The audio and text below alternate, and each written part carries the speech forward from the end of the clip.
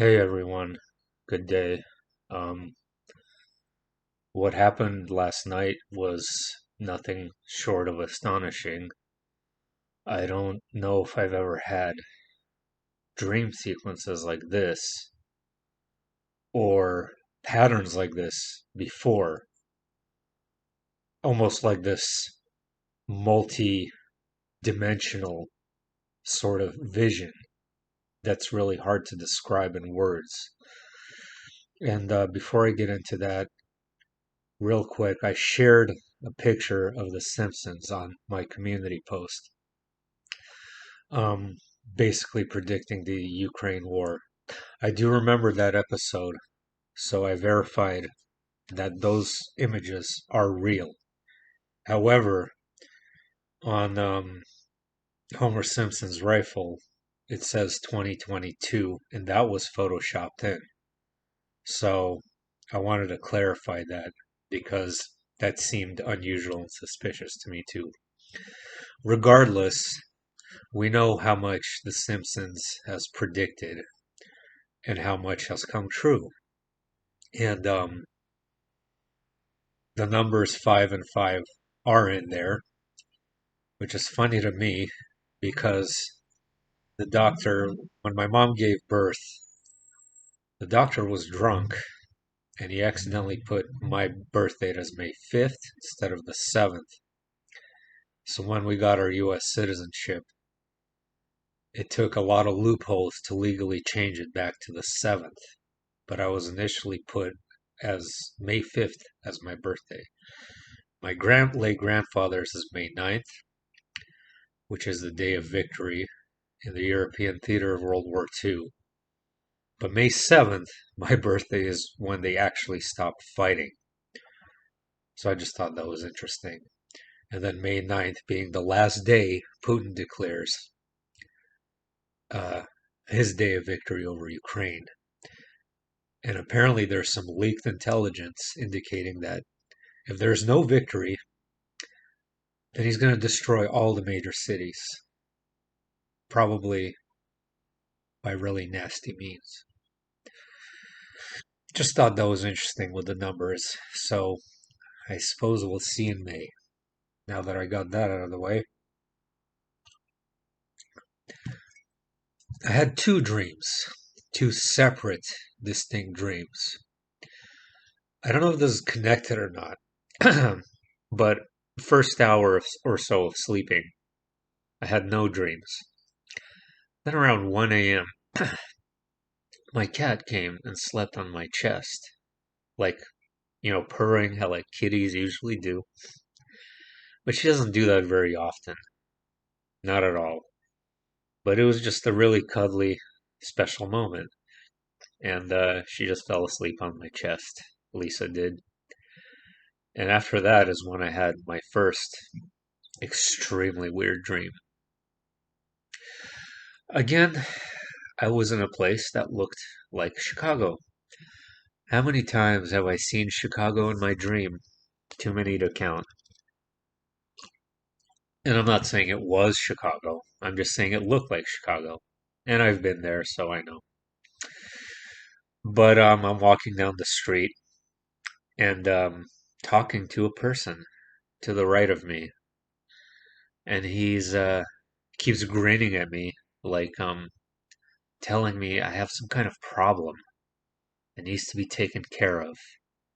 And I'm like, what sort of problem? And he's like, well, you need surgery. And I'm like, oh, okay. So he presents to me in his hand a series of what looked like pills, but they were weird. They were in these really weird geometric shapes, like I've seen in many of my dreams. Remember the reptilian dream I was talking about, where I saw those multi-dimensional patterns infiltrating the minds of children from the reptiles? Well, guess what? These pills had that same sort of shape to them.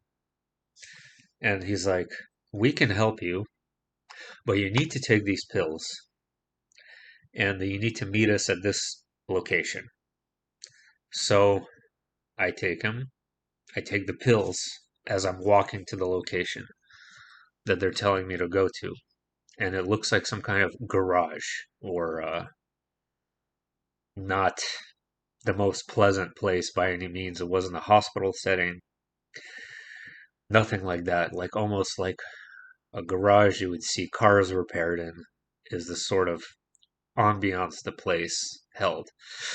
And I was invited inside by several people who all were grinning at me in this bizarre manner. Wasn't necessarily sinister. I wanted to point that out. It was more of a ambitious grin, like they are excited or they are happy that I'm there, something like that. They're wearing these plaster suits, like almost look like latex suits, that were very medical like, but not your standard medical gear. They were very tight fitting. It was really weird. Uh, I remember these big blue gloves they had on. Uh, and so they told me this is going to get a little bit graphic and creepy. I'm sorry, but I have to tell it like it is. They told me I need to put on a diaper. And I did. And then I started feeling the pills kicking in or whatever, and it was making me extremely drowsy. In the dream, I was starting to get delirious. I was starting to get dizzy, and my head was spinning, almost like a Xanax drunken like feeling. And and then I, let's use the polite term here, defecated in the diapers, and they were so happy. They were so happy about this.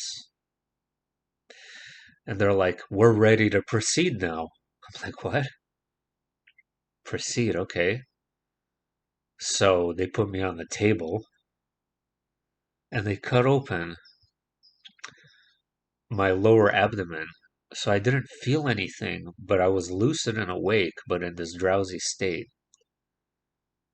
And they literally take their hand, one of them, and he just pulls something out of my intestines. No surgical tools, nothing. Literally used his hand to pull something out of my guts. Now, this is reminiscent of that one time I had that, metal coil pulled out of my mouth. There's some similarities there. That other dream experience I had a year or so ago. That's what this reminded me of. He pulls it out. I couldn't exactly see what it was, but it looked. I could tell it was a purple color. It was biological, and that's all I could see. It was kind of blurry, and he was very happy that he got it out. He was so happy, and the dream ended. And I wake up around 3 or 4 a.m. I go back to sleep. I have another dream, completely different. I see a sorcerer, a wizard like person, dressed in this golden robe. He's holding a crystal ball in his hands, and it's shining this golden luminescent light. He has a mustache. I remember his appearance. And I see this person. It's not someone I know on Earth, but I've seen this person before. And he is directing his thought energy into this crystal ball. Sorry, there's a helicopter. And I'm on the beach and I see these massive waves come in. And he's on those waves, riding them like on a surfboard. and I'm without one, and I'm just drowning in these ever increasing large waves. And I keep seeing this pattern of events. Him looking at the ball, the waves getting bigger and bigger, and then suddenly the whole environment changes completely. And I'm in a gritty area again. And there was night, and this sorcerer figure is dressed differently, but it's him, it's the same person. Young man in his mid 20s, mustache. He kind of looks like this Russian YouTuber I know, which I might share later, um, called Внутри Лапенко. And he has kind of sort of darker skin, big eyes, very thin, and he is wearing a leather jacket and has all sorts of weapons, swords, knives, guns, everything. And me and him start like fighting like crazy with each other. And I hit him I shot him and stabbed him multitudes of times, and he wouldn't die. He would not go down. He just kept going and going and was persistent. And it became very intense, and the dream was very intense. But eventually I did stop him, and he stopped fighting, and I ran off. And then the sequence went back to him looking at his, you know, crystal ball again. Very, that was one thing that really got to me was the appearance of this crystal ball being so bright and luminescent, and him almost deriving power from it, or him this being, this individual had a tremendous amount of power, um, whoever it is, if that is just the form that he's presenting himself in, or if that is his normal form, whatever this being is, he is highly evolved, and I think he infiltrates dreams and astral worlds and physical worlds through the use of this crystal ball and for the purposes of manipulation. And I guess it was probably good news I defeated him. I don't know. Could this be one of these gods they speak of, like Enki or Enlil, Osiris? I don't know. What if it is? And what if there is any connection to the previous dream? I don't know that either. Again, something being extracted from me. I did wake up feeling more relieved, more less tense, less anxious. So I'm going to see this as a good thing, I suppose, until the next battle comes.